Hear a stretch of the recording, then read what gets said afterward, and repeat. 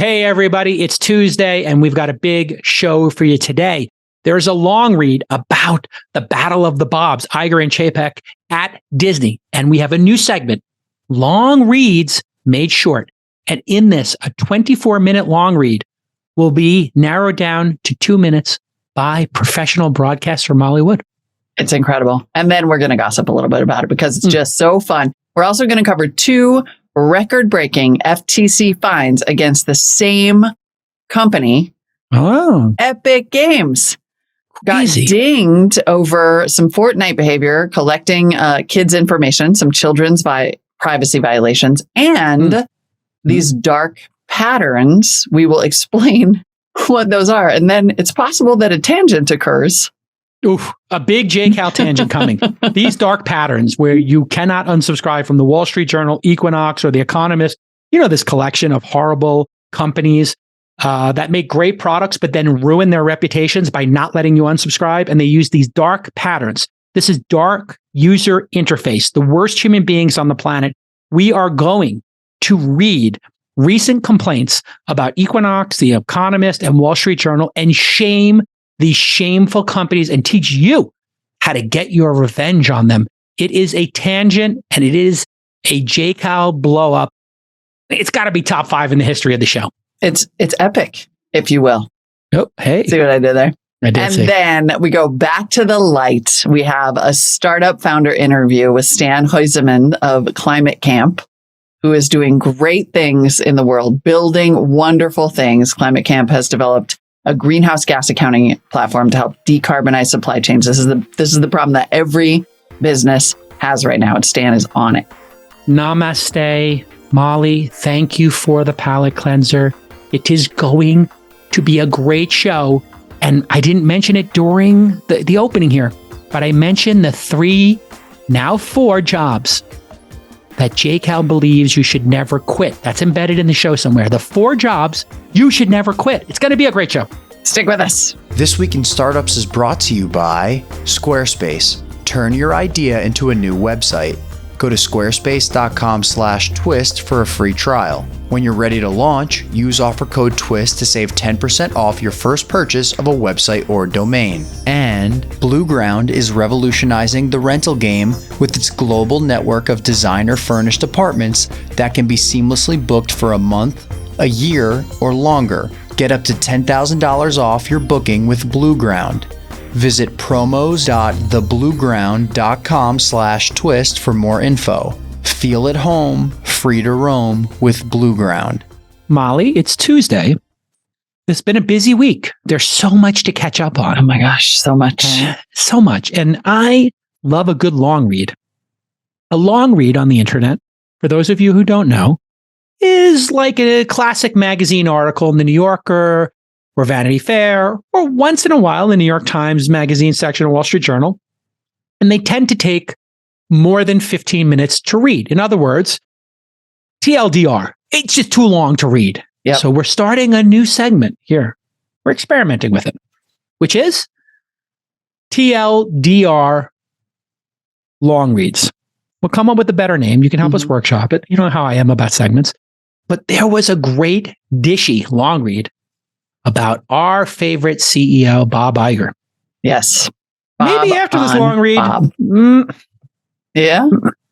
people might think a little less of Bob Iger. Not me. Not me. I love Bob Iger even more after this. Tell us, Molly. It's a good one. Okay, so what we have done in the interest of this segment to try to make our, what is it, like TLDR made short or something. Yes. Or long reads made short. How about long reads made short? There you Perfect. go. We're making a long read made short. So we made a little bullet list of what happened. But so of course we've been talking nonstop about the 2 Bobs at Disney. We were on this story quite early, I think. Yes. And Bob Chapek coming in, being handpicked by Iger. So what we're going to do is we worked with the producers to make a series of bullet lists or bullet points about what was in this long read. Because I love to give and take credit, I made sure to note the parts that we had already noted. We called it. And then some new information about how this all unfolded. This is basically the inside story of what happened from before Bob Iger left to him coming back. So this is going to take you 15, 20 minutes to read. I'm going to start a clock now. And Molly is going to make a long read short in 3, 2, go. Okay, here's the background. Bob Chapek was handpicked by Iger as his successor. Iger didn't want to leave and delayed his departure multiple times. And then all of a sudden, Iger scampered right out the door right before COVID hit. Chapek took over and immediately stopped including Iger in key decisions. There was a rift. Chapek then started making some questionable decisions that were heavily scrutinized, such as jacking up the price of the parks passes, that whole Scarlett Johansson Black Widow lawsuit, a hugely unpopular reorg, and then, of course, getting in a big, huge fight with Ron DeSantis and progressive customers over the Don't Say Gay bill. Okay. Then all of a sudden, on the other hand, we have Bob Iger. He hates being retired. He's bored. He's lonely. He's sad. He's out on his 150-foot yacht, and his wife wouldn't even come with him. It stinks. He is about to take a new job as like a big hedge fund advisor. But meanwhile, inside Disney, not only is Bob Chapek annoying all of his customers and the biggest stars in the world, he has failed to consider one key employee, one Christine McCarthy. That's right. Christine McCarthy, Disney's chief financial officer, who is so devoted to Disney that she had cancer and she was showing up at work after her chemo treatments.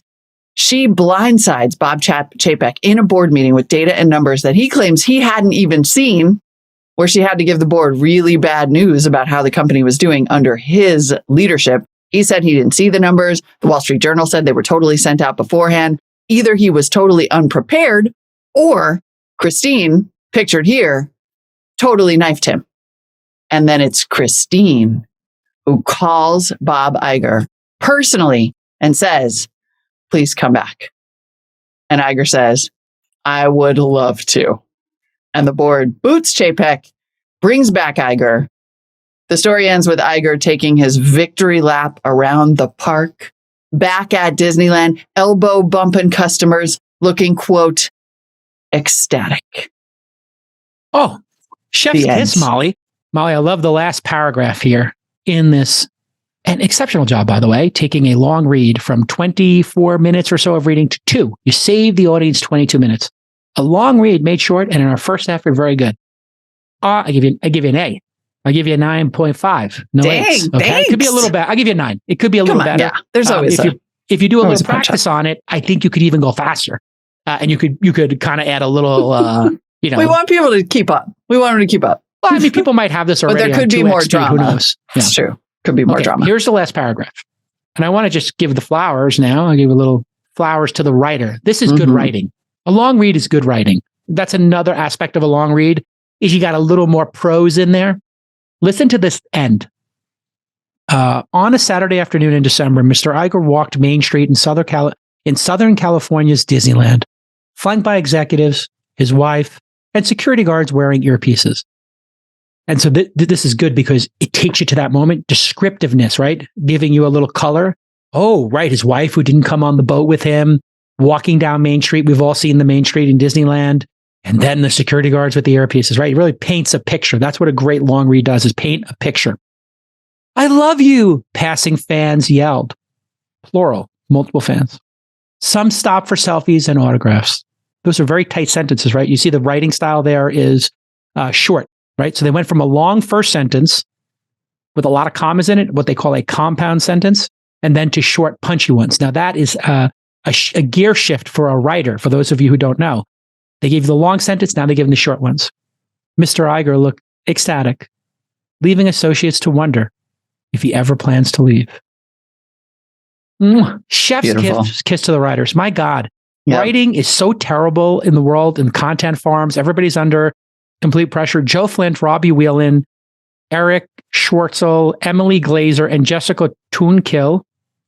Tunkel? Tunkel. Tough name. I guess. Anyway, Toonkel. Those are the writers on this. I don't know who wrote the end, but that is a classic long read, great wrap up. That's fine writing at its best. It's a kicker. It's a kicker, as we say. Leaving, because that thing, associates to wonder if he ever plans to leave, puts us right back at the top, where he undermined Chapek from the very beginning by not really wanting to leave. It's beautiful. It's beautiful. Just beautifully done. Now, listen, this leads me to my hot take. I've talked about this before many times. There are 4 things you never leave in life.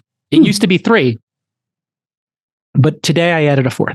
You never leave a winning TV show. You remember David Caruso, NYPD Blue? Remember him? Yeah, you barely I'm gonna be a big movie star. Only because tell me what movie he was in. Leaving the show. That's literally all I remember about him, is that he left the show and then that was it. Yep. Biggest mistake of his life. Yep. NYPD Blue was the best show on television. Everybody knew it. And this dummy, David Caruso. Sorry, David, I don't mean to twist the knife. He got CSI Miami eventually or whatever. Didn't he get a CSI he could have done 5 more seasons of NYPD Blue. His ego got in the way. Number 2, you never leave a winning movie franchise. Robert Downey Jr. did the right thing. He started the franchise. They said, can you do a cameo here, cameo there, be in this one, be the lead, be second? He's like, I'm here. I'll do it forever. Now, spoiler alert, obviously, he goes away in the last film after, I don't know, was that the 20 or 25th movie? He never left that franchise. He'll be back anytime they want him. They have a multiverse. Yep. Other people have left winning franchises. I don't want to be typecast, right? There's many people who were supposed to play Superman. They were supposed to play Batman. They didn't want to take on the franchise. You never leave a franchise. And you never leave a rock band. Roger Waters, who wrote, I think, Dark Side of the Moon, Wish You Were Here, and The Wall. I think all 3 of those were, obviously the rest of the band participated, but I think he left after those. And then Roger Waters, I just saw him in concert. I had the first row. Incredible. I believe those were the best albums. Dark Side of the Moon, Wish You Were Here, and The Wall, I think, are like 1, 2, and 3 for me of all the, and then I guess some people like Animals. You can have this debate all day long, but Roger Waters left the band and he's got he never had a solo career, but he does play those songs at his concerts. And if he didn't, nobody would go. I'm adding to my list a 4th. I have my lists like things I'll never do, a cruise, all you can eat buffet, all you can eat sushi and buffets. Like there's a list of things I don't do. This is a list of things you should never do in your career. And the last thing in your career is you never leave the CEO job at Disney. It's the best gig in the world. Yeah. You go to Disneyland, you got Marvel, you got Star Wars, you got Pixar. You can get your friends into Disneyland. You can throw a birthday party at Disneyland for any of your friends. You can have any one of the Marvel superheroes, except maybe Scarlett Johansson, who's got to do a little bit of extra work to get her back in the fold. Black Widow, shout out. You know what he needs to do? He needs to tell Scarlett Johansson, we're going to have Black Widow Day at the parks, and we're going to make a Black Widow experience ride, and we're going to make a Black Widow TV series, and whatever you want is now on the plate, because you got to do what's right for the artists, right? You got to shake hands. You got to love the fans. You got to love the job. It's the best job in the business. Worst job in the business, CEO of Twitter. Best job in the business, CEO of Disney. Exactly. If those 2 things are on option, it's a pretty easy one. Pick Disney.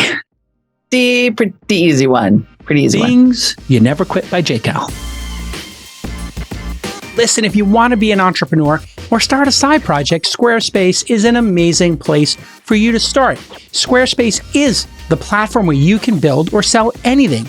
You all know about it. I've talked about Squarespace forever, but there's so many great features that they've been adding year after year. That's why we use them here at Launch for all our websites, remotedemoday.com. You can see one of our latest websites. And here are some of the features that you need to know about, because Squarespace has not only the tools to make a beautiful, well-designed site that's responsive on mobile and iPads, it also has e-commerce built in. And they do inventory management APIs, advanced analytics, in addition to those beautiful templates. Plus, they now have something called member areas. What are those? These let you generate revenue through exclusive members-only content. For example, you can sell a subscription to a cooking class or custom recipes or your photographs, whatever it is. If you can think of it, you can build it on Squarespace, and you don't have to give 15% of your top line to those other platforms, which is really greedy. That's way too high of a take. They also have appointment scheduling now, so you can add online booking to your Squarespace website. Head to squarespace.com/twist for a free trial. All of that in one simple platform. And when you're ready, you can use the offer code TWIST to save 10% off your first purchase of a website or domain. We love you, Squarespace. Thanks so much for being the longest running partner here at This Week in Startups. That means a lot to me.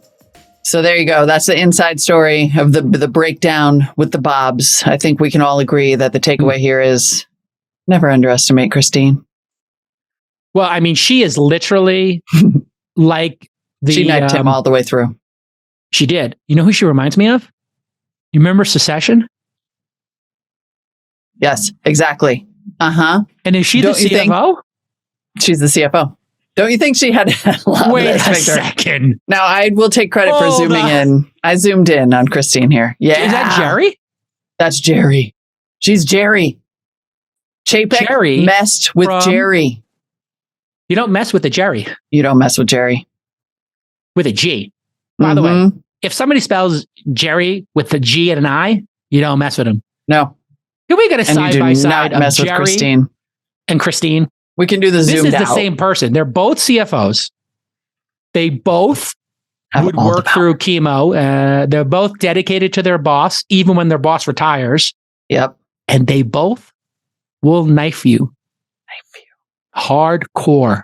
Mm-hmm. These are hardcore CFO ladies. Never underestimate Christine. That was to me the only actual new information. Like we had talked about or speculated about every other part of that. The new information in there was that Chapek missed one opportunity to make a friend, and it cost him his head. I'm in love with Christine. I'm going to pattern my entire life after Christine. I need to know everything about her. Look at this. You can zoom out too. I zoomed in on Christine because I wanted to really get her killer eyes. It's in the eyes. Listen, it is. It's in the eyes. Look at that. But also, by the way, great hair. Great hair. If you want to be a CFO like this, there we go. You need to have. You got to get your hair blown out, dude. How did we not realize? Power suit, and you got to have eyes that are samurai sword eyes. Yeah, these are samurais. These are laser eyes. Like these women will cut you. And pursed lips, red lipstick, and pursed lips. And you know what? They don't have to say a lot. They just, when they do say something, it's going to sting. I mean, like you can just tell they're both looking at somebody they're both looking at men explaining some bullshit. Exactly. They're like, I know this look. I've gotten this look as a CEO. But they just look at you and they're like, really? I literally am not going to say anything. I'm just going to look at you. I told you 10 times already, Bob Chapek. Let everybody have their budgets. This is the look that says, I will clean this up. Again. Yeah, I will clean it up. No, I guarantee you what happened was Chapek came. This is what I'm going to just do a theory here. Chapek came and said, oh, you know what we'll do? We want a cost cut. So nobody has a budget. All the budgets go from one place. We got one P&L. And she's like, okay. I understand where you're coming from. This conversation, I had it with Eisner. I had it with Iger. I've had 7 other people do it. Here's where we came to. The 9 times we have this conversation with the board. I've been here through 3 regimes changes. It's a reasonable thing, Mr. Chapek. But, the people who we hire, if you want to have exceptional talent, they need to feel some autonomy. And so this is going to make people feel like you're the God King and they won't have autonomy. I really, in the strongest terms, I don't advise it. It'll blow back on you. We've tried it. And if there's any additional resources I can get or people you need to talk to not make this great decision, let me see if I can help. And you know what Bob Chapek said? I'm in charge. Thank you for your feedback. Go execute it. And he diminished her in that moment. That's my belief of what happened. Yep. And then she went, oh, okay, Bob, whatever you say. And then you know what she said? Beep, beep, boop. Mm-hmm. To the board. Mr. Iger, please, Jerry, call me Bob. We've been working together for 20 years. Just call me Bob. Mr. Iger, I'm not comfortable calling you Bob. How's the retirement? Oh, you're alone on your boat? How about you bring the boat back to dock and you come home? This is never going to work with Mr. Chapek, all due respect. Mm-hmm. Would you consider coming back? Do I have your support? I'm calling you because you have my support. You know you always have my support, Mr. Iger. That's how Jerry gets you. Yeah. That's how you get jerried. Yep. That's how you get jerried. You don't You do not play that one right. You overlook Jerry at your own peril. You got Jared. I'm about to become Christine's stalker. I'm going to stalk her entire career and just find every move that she ever did and just mimic the whole thing. She's incredible. Don't she make was me treasurer. put you, Jerry, and Christine next to each other in a side by side. I need you to purse your lips, which you don't do. And I need you to give me no. See, you're smiling. You don't have it yet. You're not bitter enough. You're not. You have to become a little more bitter and cynical. I'm too young. You're not bitter and cynical enough yet. Give it a couple years. I'll try. Give it a couple years of I'm working on it. Diminished by the patriarchy, and you'll get there. Exactly. So close. Creeping up. All right. In other news, we had a couple of record-breaking FTC fines. Tell me more. In the tech industry, and they were levied on the same company. Ooh. Same company got 2 record-breaking fines from the Federal Trade Commission, and it is Fortnite maker Epic Games, which has really, yeah, I thought they were the good guys. I know. Turns out, not so much. They got a record-breaking fine for invading children's privacy, and then another record-breaking fine for tricking players of all ages into making unintended purchases. The 2 fines together add up to $520 million. Well, that's quite a speeding ticket. Usually speeding tickets are a little bit less. That's real cash. $500 million is for real. That's for real. Yeah. It's the children's privacy fine is based on COPPA, the Children's Online Privacy Protection Act. That is $275 million. And then the second fine is $245 million for these illegal dark patterns, which are things like deceptive sign-up tactics, like saying, "Oh, you'll get a super cheap deal in the first month," and then jacking up the price, or encouraging you to keep subscribing or making it really hard to unsubscribe. In the case of actually Fortnite, they said that they used these tactics where they actually even sort of threatened people who were trying to cancel, like, "Oh, you'll lose your access to the game forever." I gotcha. Yeah. They obscured cancel and refund features to make them more difficult to find. And then according to the FTC, when Epic agreed to unlock an account, so they would, if customers disputed these unauthorized charges with their credit card companies, allegedly Epic would lock their accounts. And then even if they agreed to unlock the accounts, then they would say, "You'll be banned for life if you dispute any future charges." And then she said this led to hundreds of millions of dollars in unauthorized charges for consumers. And then in terms of the COPPA violations, I think that was about collecting personal information from This is a children. neologism.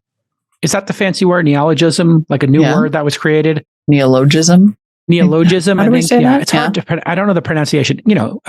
This concept of this like deceptive design, dark patterns, as they are called in the industry, is a neologism. So this has existed in UX for a long time. It's deceptive design. Some people call it a dark pattern, a dark design. Dark pattern is the term. Now, it is a deceptive design pattern. It is got the goal of confusing the user and to make mistakes when they click on things. We've all experienced this.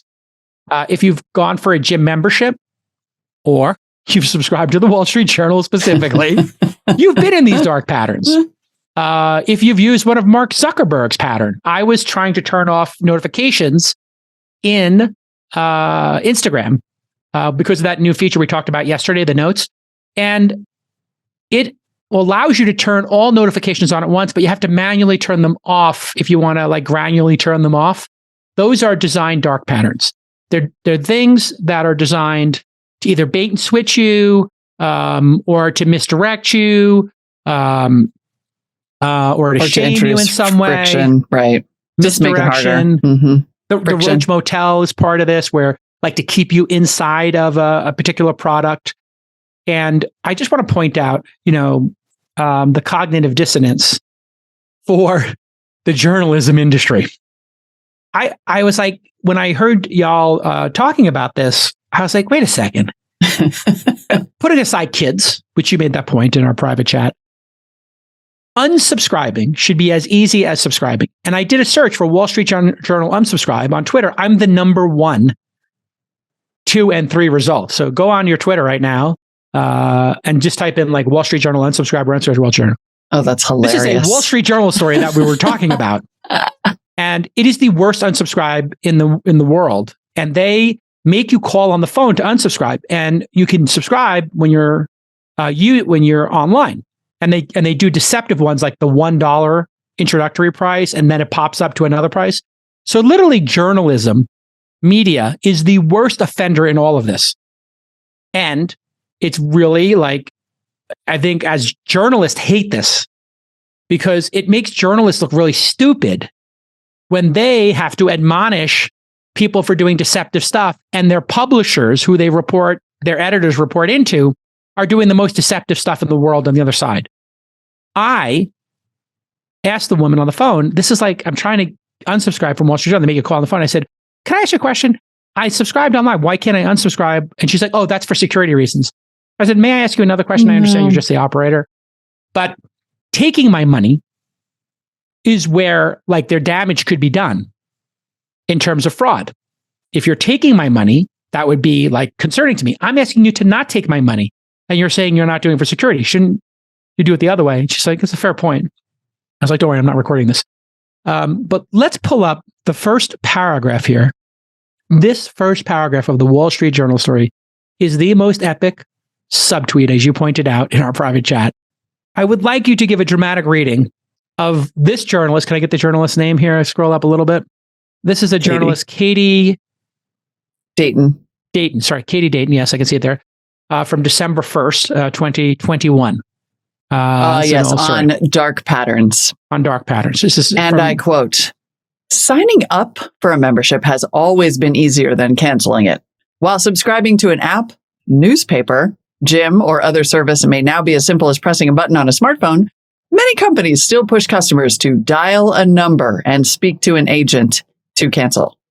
This was written in the Wall Street Journal, the worst offender of said practice ever. And I love that Katie included the word newspaper. Like, I want to hear the conversation between her and the editor, who were like, we have to put this in here. Yeah, we have to, because otherwise this guy, Jason Calacanis, is going to be all over us like white on rice, talking about how we do this. And she put newspaper between app and gym. She's referring to the other worst company in the world, Equinox.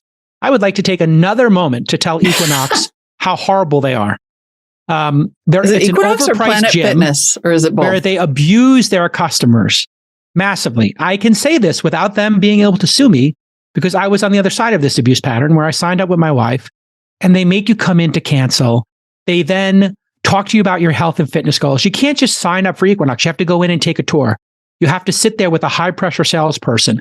Type in Equinox, a customer support, subscribing, canceling gym memberships. The person lied to me when I was talking to them, like, hey, you can cancel anytime. It's easy breezy. Don't worry about it. You can also pause if you move, if you get injured, it's no problem. Then you try to unsubscribe. Equinox is the worst company in the world, tied with Wall Street Journal for how they treat their customers. Now, when you go in and you use the scented towels and the bathroom is perfectly clean, it's a nice experience. But when you try to cancel, that's when you know the true character of a company. And Equinox and Wall Street Journal, the business leaders there with these dark patterns, are the worst executives in the world. Horrible human beings, horrible executives. Anybody who builds this kind of stuff is an incredibly evil human. I hate you all. I hope that you lose your jobs. I hate from the bottom of my heart Equinox and Wall Street Journal executives who create these things. I wish nothing but bad luck, and I put a dark spell upon your dark patterns. May Lena Khan come for you all. Read this. I toured the location in September 2022 and signed up for a 1-week free trial. The sales associate, Bleep, informed me that I could cancel after that week without locking into their 12-month commitment. Following the 1-week trial, I verbally told Bleep that I no longer wished to sign up for Equinox and to please cancel my membership. I believed my experience was over by then. However, I learned that Equinox decided to ignore my cancellation request and instead charged me for 3 months, which exceeds $600. When I confronted Equinox staff about the issue, they made it seem like it was my fault for failing to vigorously cancel my membership, when a simple statement should have satisfied. Afterwards, they have ignored my attempts to reach them, regularly leaving the office for the day after they said they would call me back. This is a shameful way to run a business. Let's read the business response. That was on Better Business Review. Yeah, from 2 weeks ago, by the way. If you are considering using Equinox, listen to JCal. Listen to JCal. Equinox is an evil company run by evil people. Do not subscribe. Do not fall for it. Listen, my dream when I was younger was to be a digital nomad. But back in those days, you had to be in an office. You had to be in an office on time. There was no remote work. Well, now with Blueground, that is solved, right? Remote workers have an opportunity to live the digital nomad lifestyle. And if you are leading that digital nomad lifestyle where you work hard, but you also play hard and you get to visit all kinds of great places in the world, you need to check out Blueground. It's a global network of beautiful move-in ready apartments that come with everything you need for remote work. They manage over 10,000 apartments across 15 countries and 27 cities in the US, Europe, Middle East, and Asia. Dubai, Paris, Vienna, Berlin, New York, LA, Austin, Miami. The possibilities are endless with Blueground, okay? And they're super flexible. They know you might want to stay for a month, a year, or longer. They built this for you. Browse available apartments in real time right now. Book in a few clicks, and you can move in as quickly as the next day. Blueground makes apartments available where you want, when you want, and on the terms you want. With Blueground, feel at home and be free to roam. And get up to $1,000 off your booking. Promos.theblueground.com/twist. It's in the show notes. You got to use this link. Promos.theblueground.com/twist. That's promos.theblueground.com/TWIST for up to $1,000 off. I'm looking at my freaking Amazon subscriptions because the other one that drives me crazy is Amazon. Like everything I've ever subscribed to via Amazon because they make it so easy. I find out a year later, I'm like, why am I still paying for this stupid thing? Like I could swear to you that I canceled Kindle Unlimited and now I'm on my Amazon subscription page and they're like, no, it's going to renew on December 28th. I'm like, what? No, I'm not paying for that anymore. If you do cancel with them and you write them an email, I guarantee you they take care of it right quick. The apps used to have the cancel problem because it was hard to find in the interface. Apple fixed that because Apple is a customer-centric company. If you go into settings, they fixed it because California made a law. And that's also because California made the law. California got wind of this. And when I was on the phone with the Wall Street Journal trying to unsubscribe this time, I said to the woman, I know the California law, and I'm going to click record since you're recording. And I want this unsubscribed right now. And I'm going to publish to my Twitter feed with 500,000 people this audio. This is like another phone call I had with them. I said, and I know the California protection law means that you need to do this right quick. And I'm going to get a huge reward if you don't. And she's like, your unsubscribe has been processed. So you have to literally tell them you understand the law and you have to be in a confrontation with people like Equinox and Wall Street Journal. It's insane. This is why people subscribe to the Wall Street Journal through the iPhone. You know, you can subscribe through. And so Economist also falls into this bucket. Shame on the Economist. Economist is shame a nightmare. on the Wall Street Journal and shame on Equinox. I think these are the three worst offenders. I mean, Hall of shame. To be fair, Epic did get a $500 million fine. Or 275 million. So maybe they're up there. I'm just saying they might be up there. I'll put Epic up there now too. Sure, we got to put Epic in there. Yes. If you could please, everybody, if you could please tell anybody who will listen to you to never join Equinox. This is my revenge for all time because they did this to me. This is my revenge, consumer revenge files. Do a search for Equinox. If you have a bad Equinox story, please tweet it, Facebook it, LinkedIn it, and please write a review online. You must do your duty. It's your civic duty to make Equinox pay for what they did to me over 10 years ago. Thank you. This is the end of the message. Vindictive Jason. I'm so vindictive. I hate these people. They waste so much of my freaking time. It's the time thing. It really is the time thing. It's not a money thing. It's a time thing. And this I is will why I say you cancel your credit cards every year. Did I mention that on yesterday's show? Yeah. Have a 22 card with, one, miles program. Bonvoy. The next year, have one with United. Cancel it every year. Here is my new, this is my new credit card. Why? Because I just canceled my last year's card. I'm opening it up on the air. I'm opening up my new card. Here it is. You think I'm joking? I'm not joking. No. Here's the new card, Molly. I believe you. It's awesome, I don't play these games anymore because of Equinox. Well, I was one of the parents who got like a $250 fortnight charge. So, yes. I'm familiar. My new United business card. I love you, United. You're always giving me upgrades. I love United. I get my points. I cancel my card. All of you trying to play games with me, Equinox, Wall Street Journal Economist, ha ha, ha ha. Fortnite. Try now. I love where this started and how none of it is related to this. Enough. Mashugana. All right. We have, I think that's enough news for today, actually. We have a cool startup interview coming up. Can we read one more review of Equinox, please? Can I get one more?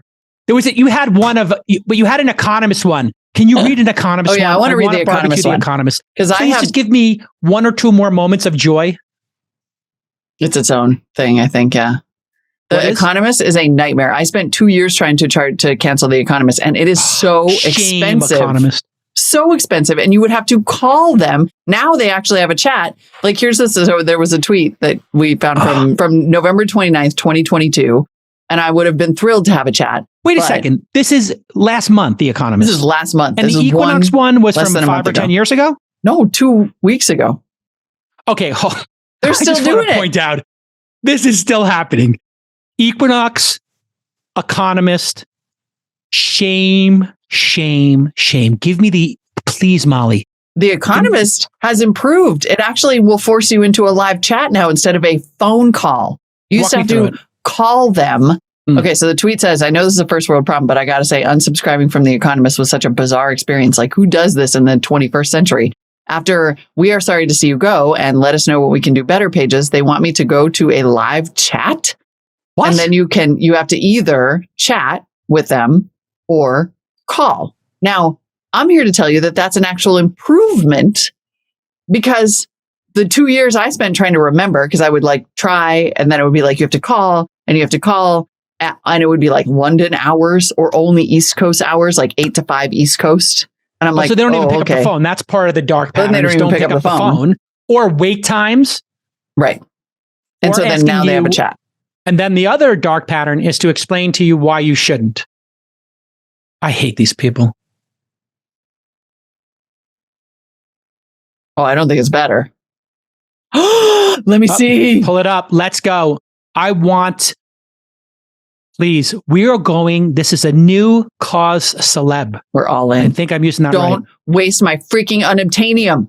I should get to charge companies who waste my time like this. I should get to send them a bill.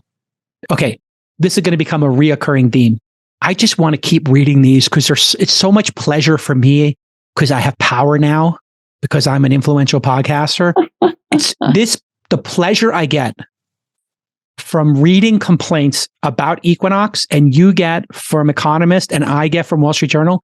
Let's just do this on a regular basis. Let's shame these 3 shameful companies. Go ahead, Molly. All right. Then can we do health? I want to do the whole entire health industry, which owes me thousands of dollars in wasted time. Let's go. We're going to call it You Owe Me. All right. Initial complaint, 4/13/2022. About The Economist. I have been trying to cancel my online subscription to The Economist since January 2022. I see you, friend.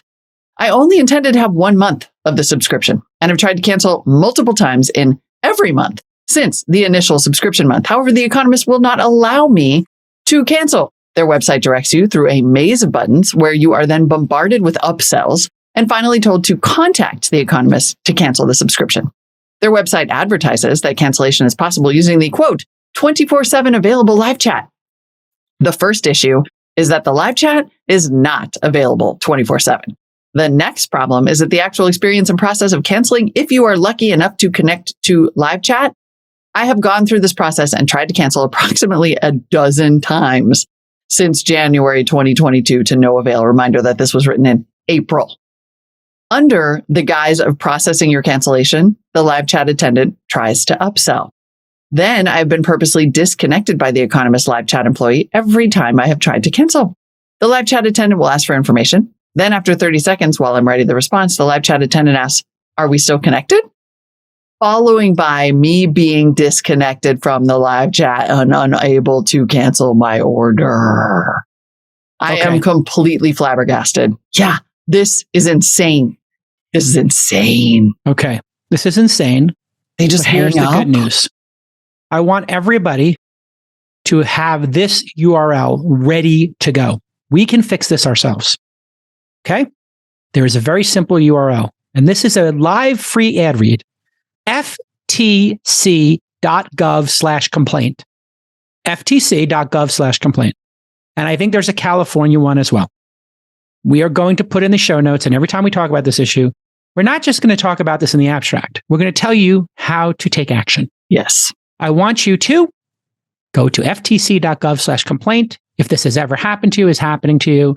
And then there's a California one as well. Look in California Protection Act or California Better Business, whatever, complaints. Let's all work on this together. And then I want you also to use the hashtag Equinox sucks, pound Economist sucks, and pound Wall Street Journal sucks on your Twitter handle until such time as this stops. So feel free to bond with each other with the hashtag sucks. This is been a message from Jason and Molly. We have had enough of nonsense.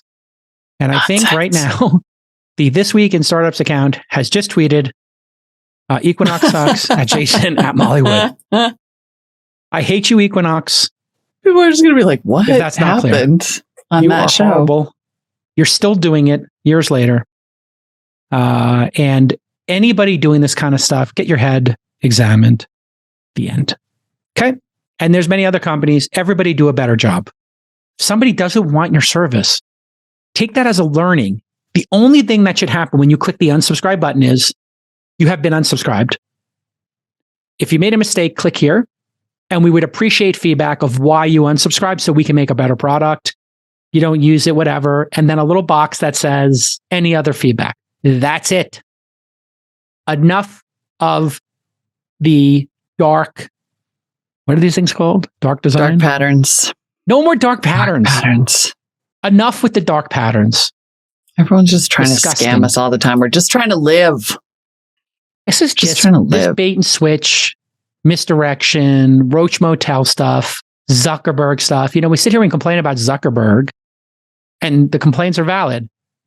But Wall Street Journal and Economist, Yeah, like, come on. and if you're a journalist and you work for these things, like have some, if you work at the Wall Street Journal, if you work at the Economist and this is happening, and you're complaining about everything else on the web, and I don't want to have you lose your job, but you should And I'm just say, like- this is lame. I wonder if they even know. Anyway, all right. I like this new segment. I think we should adapt, that movie Bob Roberts. There's that funny, like, a little folk song that they do. What's that? It's like Tim Robinson, and he's a candidate, Bob Roberts. And then there's just an amazing little folk song where it's like, and they complain and complain and complain and complain and complain.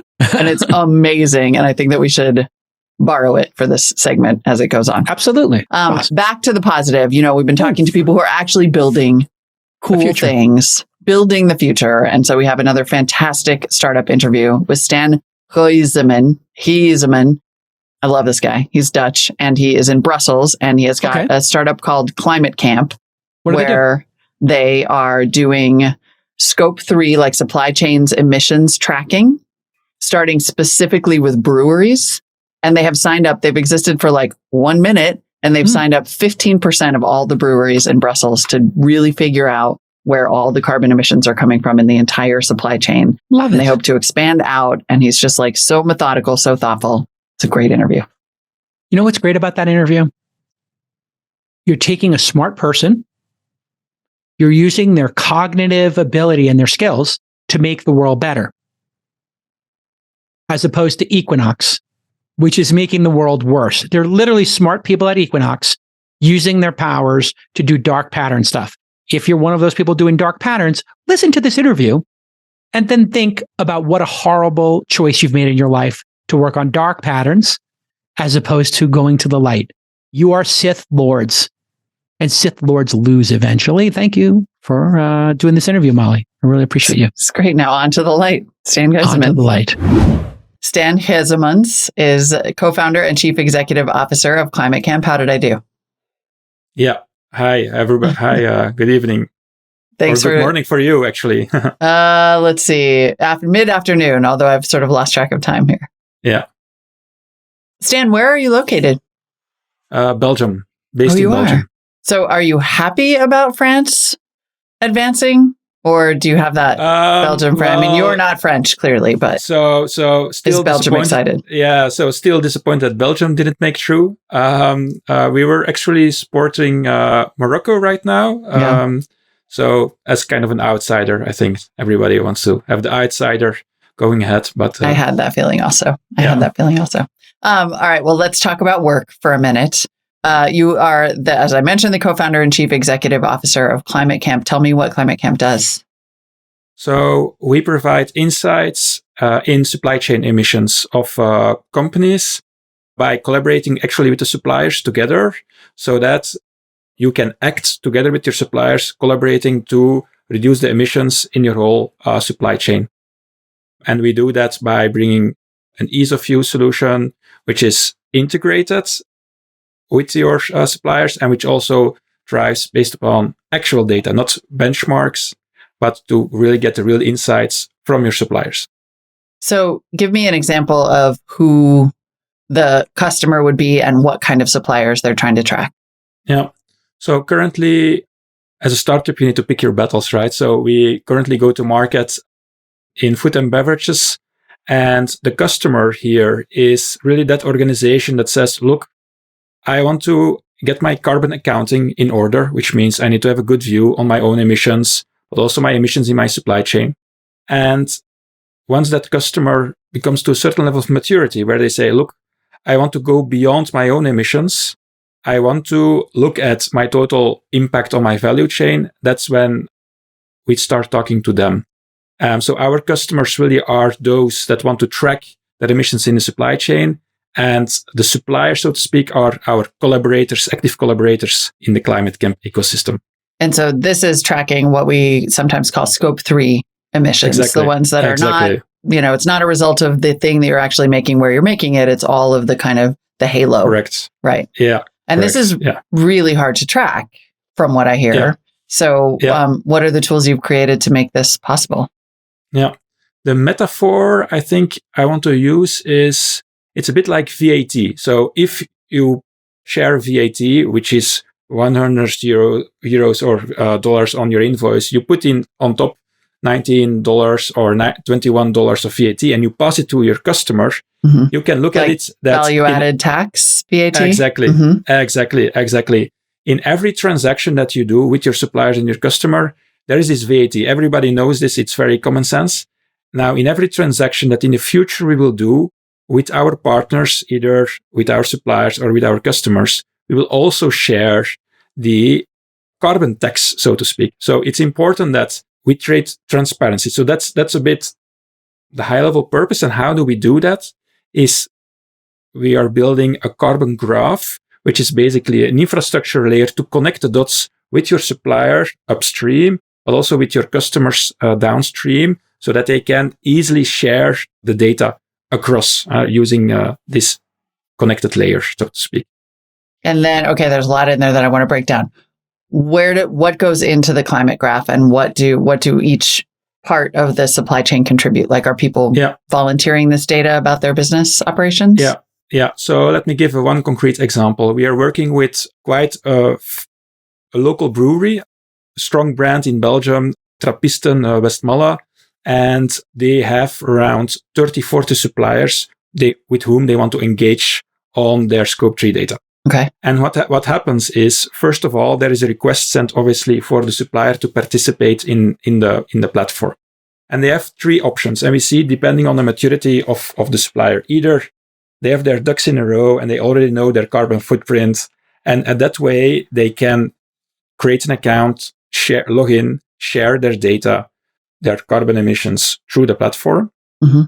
We see also that certain suppliers don't have any clue, and they can use our platform to just have an eye-level calculation, or perhaps they want to have a more in-depth calculation, and then we refer to partners, Microsoft, SAP as well. Lots of emerging startups have great carbon accounting platforms. That's not the area where we compete, so the supplier can still choose their own or use ClimateCamp. And then we see suppliers that have already very mature. They don't not only have calculated it, but they also have, for instance, implemented already their own platform or using one of the big techs, and we integrate with that. So some of the suppliers of our customers use already carbon accounting platforms. We're creating APIs to make sure that the necessary data gets transferred. And then once you've gathered that data on behalf of your original customer, the person who's trying to track their supply chain, that's Exactly. where this kind of VAT concept comes in. You will essentially assign a score of some sort. The metaphor that we use from a VAT perspective is that every supplier will need to share their carbon amount for the product that has been bought by the customer through. And that's kind of this VAT concept. So let me give a very concrete example. As in food and beverages, you need to often buy raw materials, right? Your ingredients.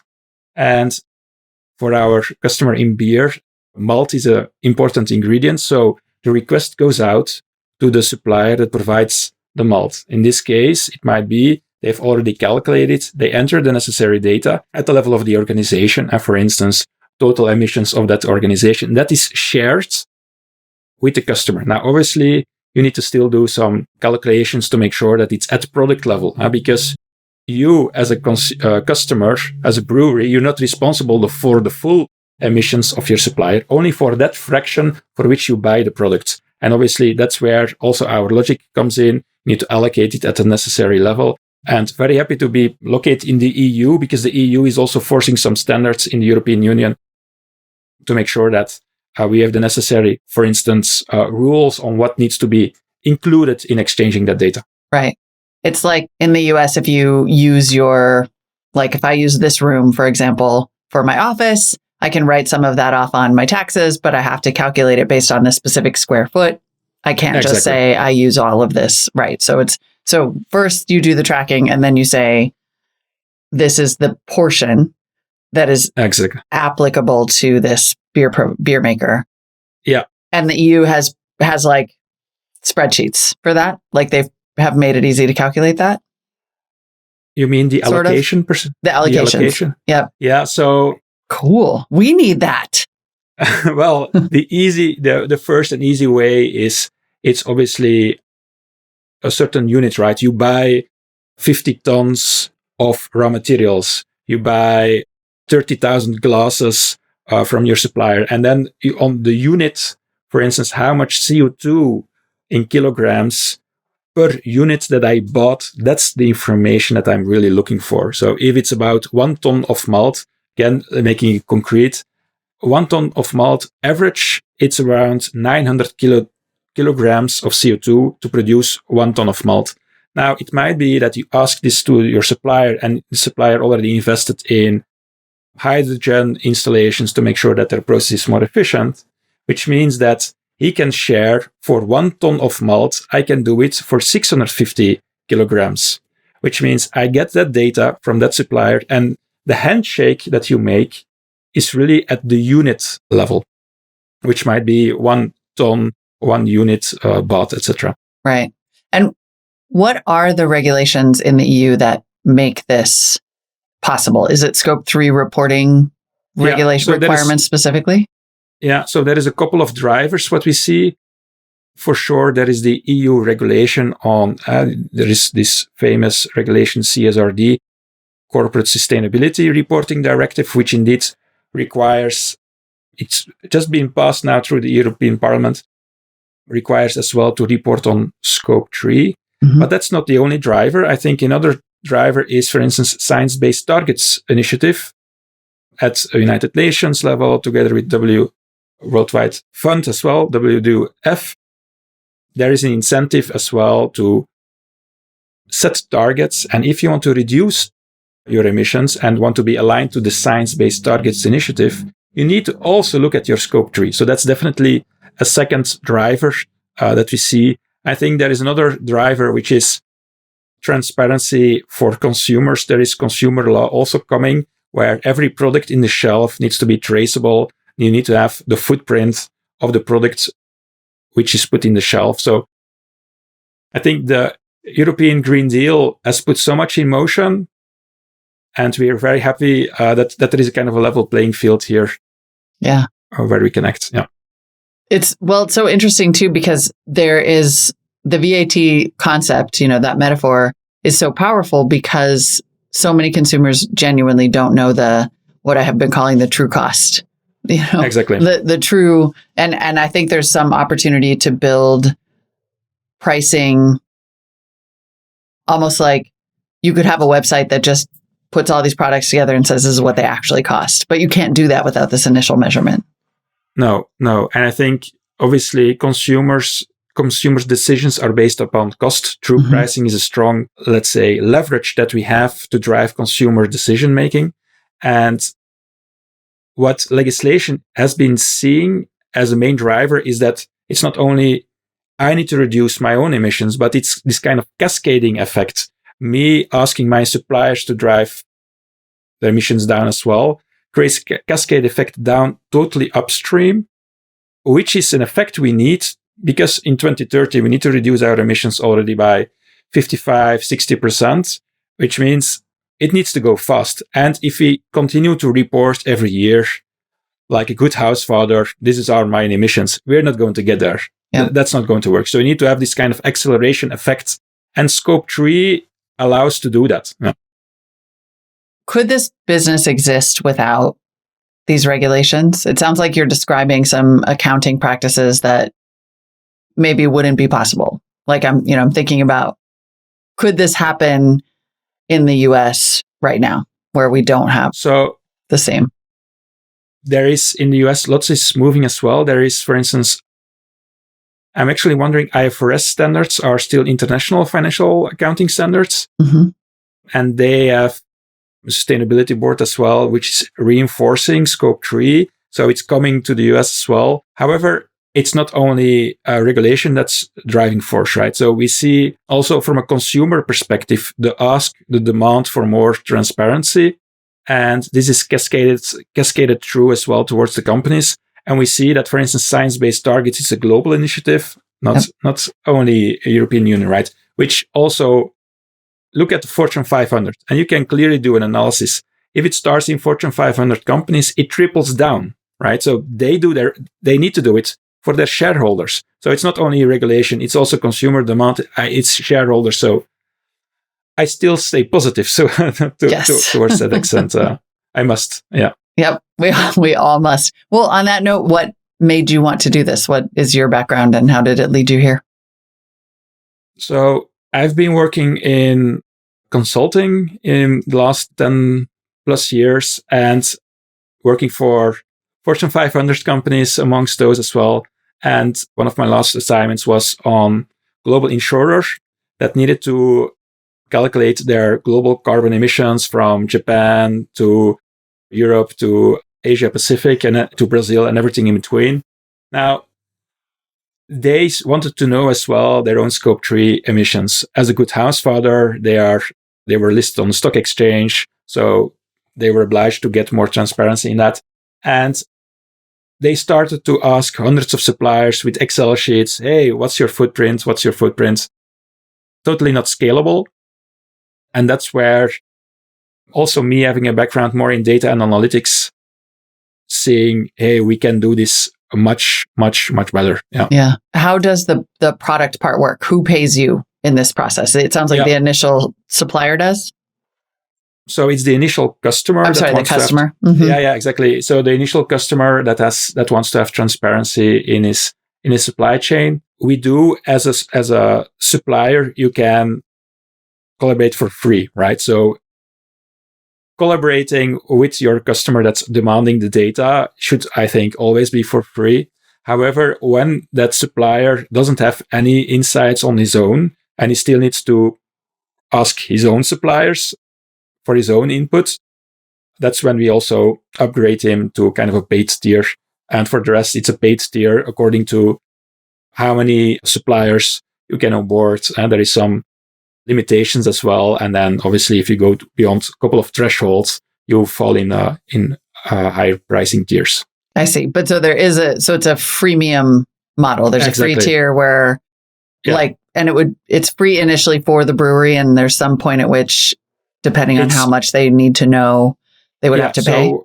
So what we do is, as a young startup, we are obviously always experimenting with some of the pricing models that really resonate. Today, how we go to market is you can create a free account. However, we want to position that as a kind of free trial for the kind of breweries or other food and beverage companies. So we believe there is value for that service, and we believe that it's okay to charge for that service because you will be able to get insights from the suppliers. From a supplier perspective, however, that's where we really believe in a free model first to collaborate and then upgrade to a more paid tier in a second step. I'm sorry, I'm not following. Who? This is my fault. No, it's so. Who pays? Who has to pay always? It's the customer. The customer. Yeah. So the brewery in this case. Exactly. Pays you. Exactly. And then the suppliers can pay depending on how much data they need to process, basically. Yeah. Got it. Yeah. Okay. I got it.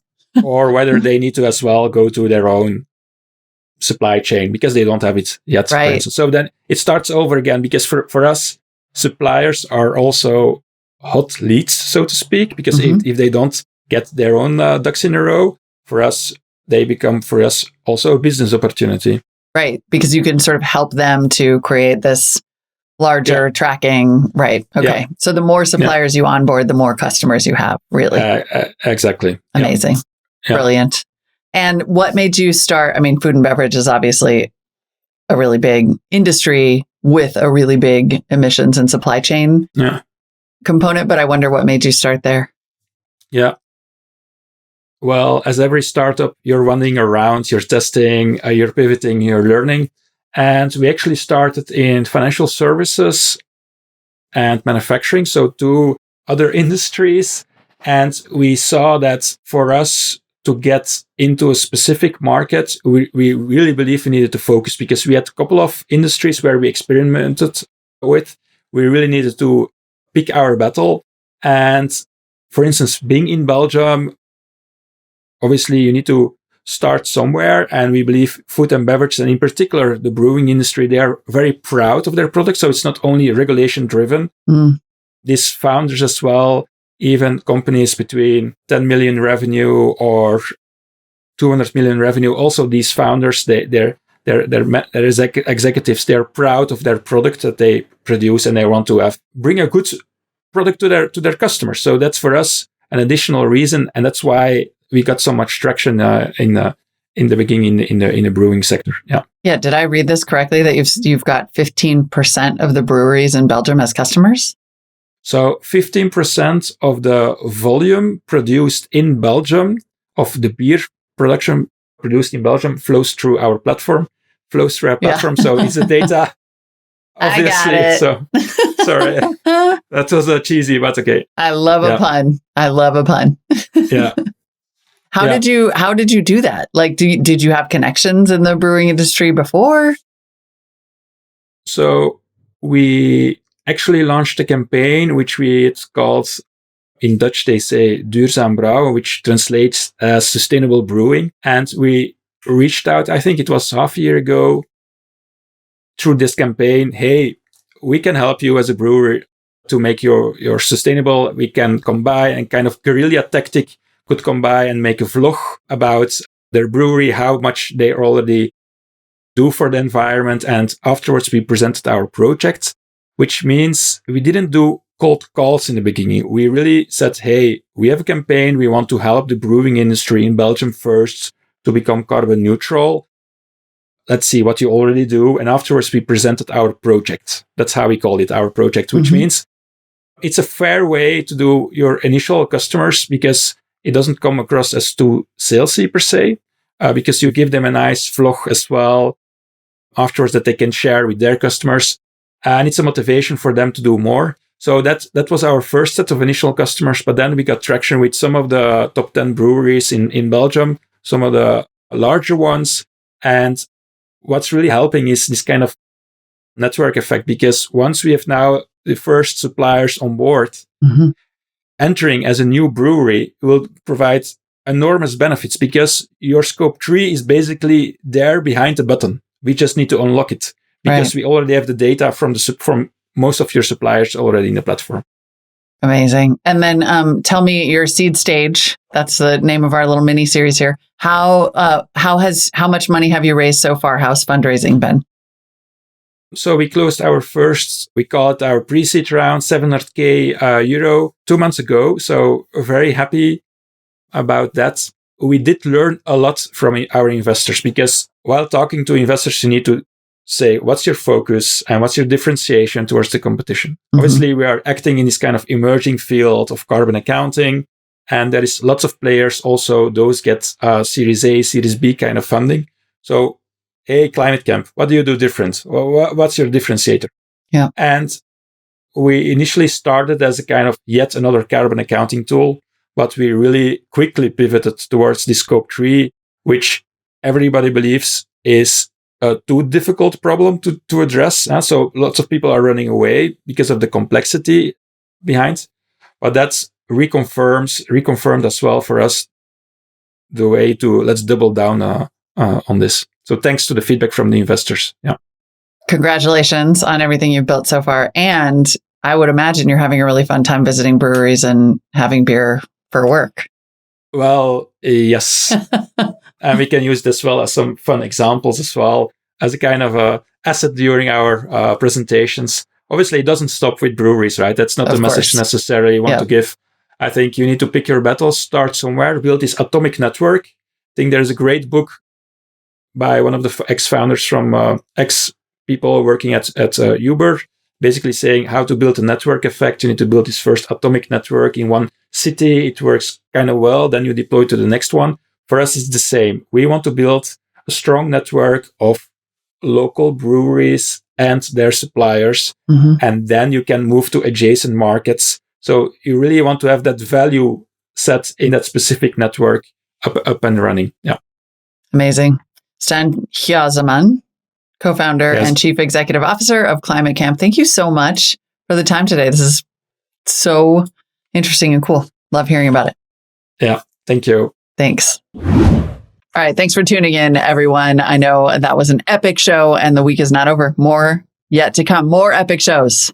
Yes. Tomorrow, I'm joined by my guy, Scott Oren. He runs a company called Cruise Consulting. And, one of the things we run into, you and I, Molly, with our startups is they make mistakes in the accounting and the finance side of the business. And a lot of times these mistakes can be avoided. So we started the Startup Basics series. And I found partners. One of our legal partners, Wilson Sonsini, for accounting, Cruise, like these are the best of the service providers, top. And every year I try to do 5 or 10 episodes just so that I have a link to give to founders. And so we do this Startup Basics series this week in startups.com/basics. And on tomorrow's show, we will talk about what to do with your idle cash. Sometimes these companies are lucky enough to raise 10 or 100 million. What do you do with that cash? Do you buy equities? Do you put it in the S&P? Do you put it in bonds? Do you put it in an interest-bearing account? What's the right thing to do with your treasury? And so it's a great conversation, very important, and I hope you enjoy it. And we do them like I said, I do legal and we do accounting, and I'm open to doing other Startup Basics series. So check it out. I think everybody's going to love it.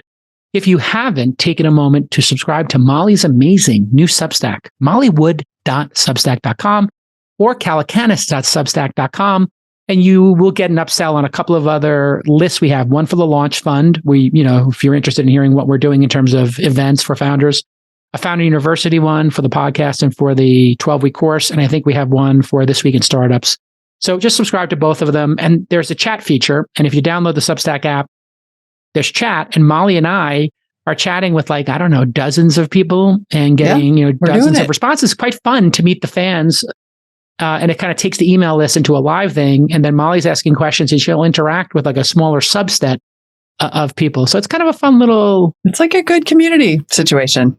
We're having a good time. And it's got, like you keep saying, it's got great network effects. It's like just all of it, all our universes colliding. It's delightful. I've gotten Molly a couple dozen free subscribers. She's gotten me a dozen or so. And it's like a nice little...